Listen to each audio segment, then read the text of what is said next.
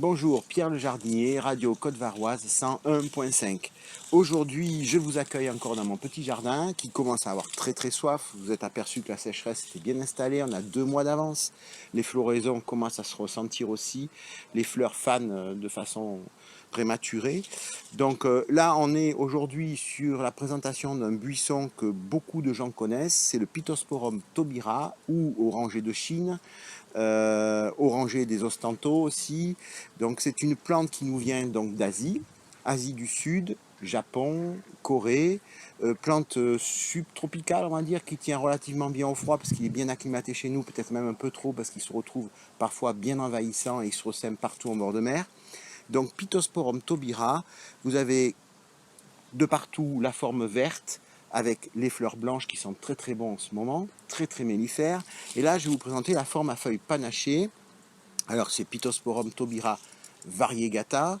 Alors, au niveau des panachures de plantes, c'est-à-dire que vous avez des nuances de blanc qui s'installent sur le feuillage vert, vert crème, parfois un petit peu épinard, à la crème fraîche, tout mélangé. Donc ça, le terme est véritable et variegata. Vous avez des plantes panachées avec les bordures de feuilles qui sont marginata. À l'intérieur, c'est Mediopicta. Vous voyez, il y a des tas de termes botaniques. Donc là, on est sur du Pittosporum variegata. Donc on fera des gros plans. Vous verrez, le ton est beaucoup plus clair que sur le vert.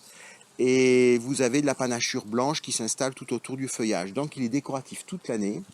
Très sympathique pour éclairer un fond de jardin on va dire un peu couvert par du végétal comme des arbres ou une haie qui forme un petit peu trop d'ombre. Bon, c'est pas le cas ici, il est en plein soleil. Donc plante une fois installée très résistant au sec, ce qui est très intéressant. Alors c'est sûr qu'en été, quand on n'arrose pas beaucoup, il perd beaucoup de feuillage. On peut lui donner un petit coup de sécateur.